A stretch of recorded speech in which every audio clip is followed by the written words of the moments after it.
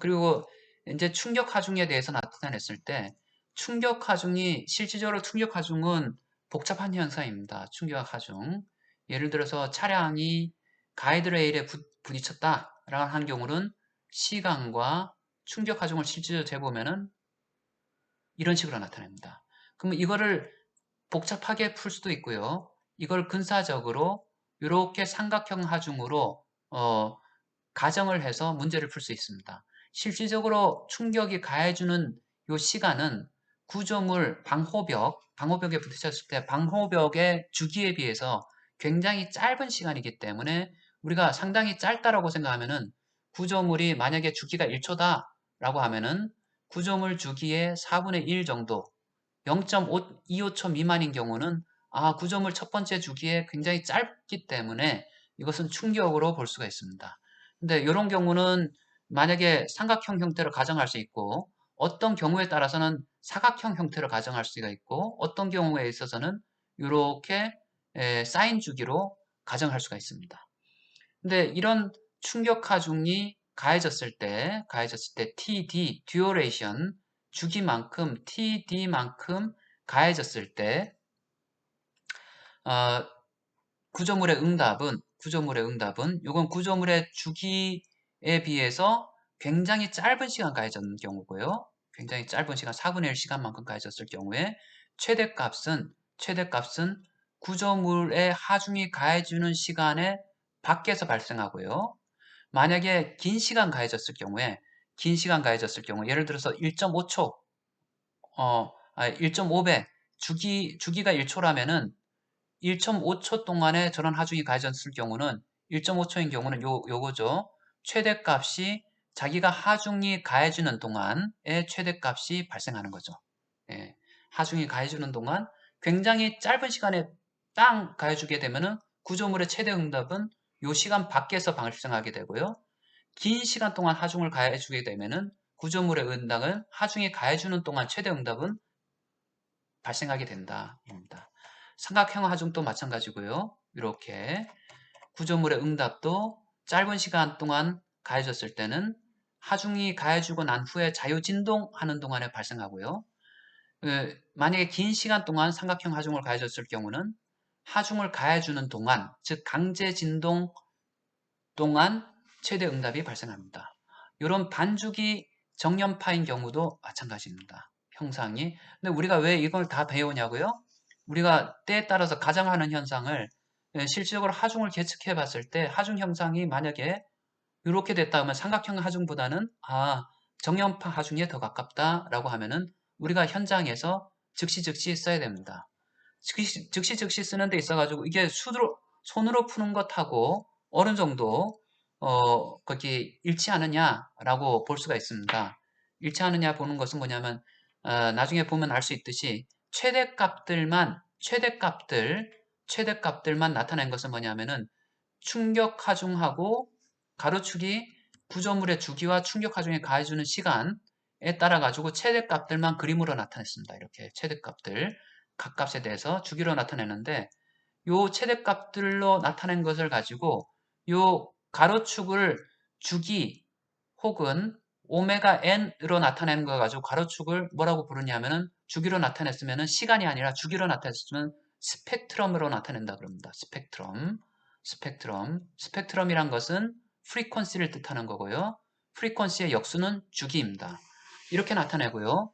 그래서 최대값, 충격 하중에서 최대값만 나타내서 이런 것을 충격 스펙트럼이라고 부릅니다. 충격 스펙트럼. 단위 하중이 작용할 경우 충격 스펙트럼이라고 합니다. 샥 스펙트럼이라는 얘기입니다. 단위 하중이란 것은 뭐냐면 저 전체의 면적이 요 삼각형의 면적 혹은 요 면적이 1이라는 뜻입니다. 단위 하중이 작용할 경우에 최대값들을 나타냈습니다. 단위 하중을 작용할 경우 최대값들을 나타냈고요.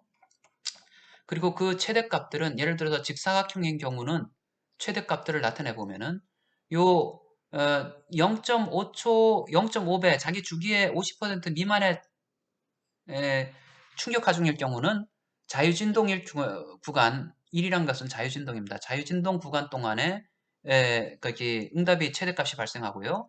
그 다음에 자기 주기의 50% 이상인 경우는 강제 진동 구간, 하중이 가해주는 동안 최대값이 발생하고 구조물이 응답이 감쇄가 크면 클수록 최대의 응답은 줄어들게 된다라고 나타나 있습니다. 자, 그죠? 이렇게 지금 단위 충격, 예, 단위 충격. 우리가 임펄스 리스판스 펑션을 단위 충격 하중을 딜락 델타 펑션으로 했죠. 전체 면적이 1이란 뜻이죠.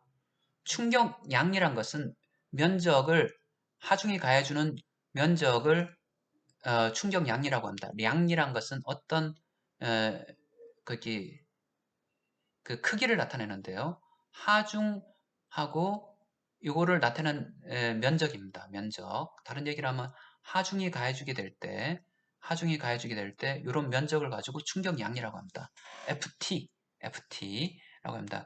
그 면적은 사각형의 면적은 이렇게 나타나고요. 삼각형의 면적은 2분의 1, 사인파의 면적은 파이분의 2 이렇게 나타납니다. 구해주면 되고요.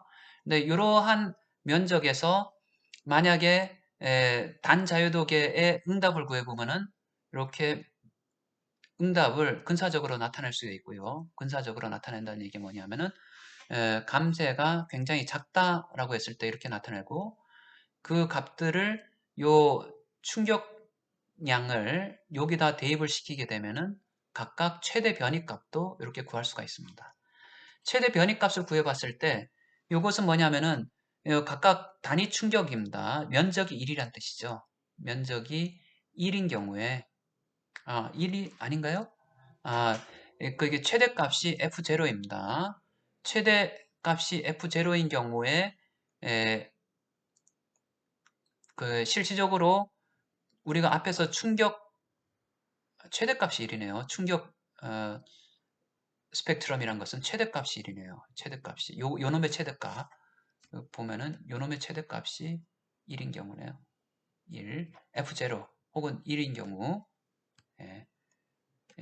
보면은 이러한 형상으로 우리가 충격 스펙트럼 단위 충격 최대값이 1이잖아요. 이렇게 나타내는데 우리가 앞에 값으로 근사적으로 구했을 경우에는 이런 직선이 됩니다.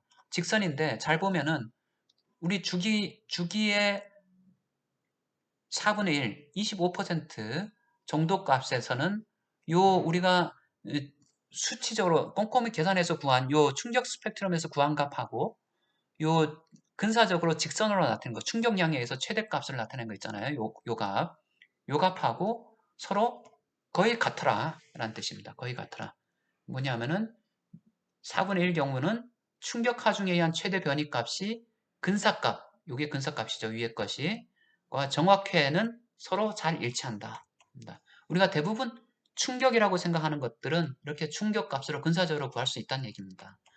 더더욱이 만약에 여기는 충격량이 1일 경우 충격량이 1인 경우입니다. 요 삼각형의 면적이 1, 요 사각형의 면적이 1 혹은 요것이 1인 경우에 크기가 아니라 충격량이 1인 경우에는 보면은 충격량에 대해서 다 스케일링을 해보면은 정확하게 서로 다 일치하는 것을 거의 일치하는 것을 볼 수가 있습니다. 특히 4분의 1 구간 요국에서 4분의 1 구간 자기 주기보다 4분의 1 정도보다 다 짧은 만약에 구조물의 주기가 1초다. 1초 예를 들어서 프레임 구조물 Moment Resisting Frame MRF 우리가 건축에서 말하는 MRF인 경우에 한 층당 구조물이 0.1초라고 근사적으로 했을 때 대층 10층 정도인 경우에 구조물의 주기는 1초이고요. 1초. 이럴 경우에 하중이 0.25초 동안 가해주는 하중, 이렇게 한 주기가 25초 동안 가해주는 하중은 충격 하중으로 거의 최대 변이값을 구할 수가 있다. 라고 합니다. 지진은 25초 가해준다고요? 지진은 25초 동안 가해주니까 충격 하중이 아니라고요? 아닙니다. 지진은 각각의 값들이 이렇게 0.02초 혹은 0.001초 동안 이렇게 충격 하중이 계속 이렇게 연속적으로 가해지는 거죠. 뒤아멜 적분. 근데 실질적으로 이러한 선형합이 성립되지 않은 것은 구조물이 선형이 아니기 때문에 선형합, 리니어 슈퍼포지션이 성립되지는 않습니다.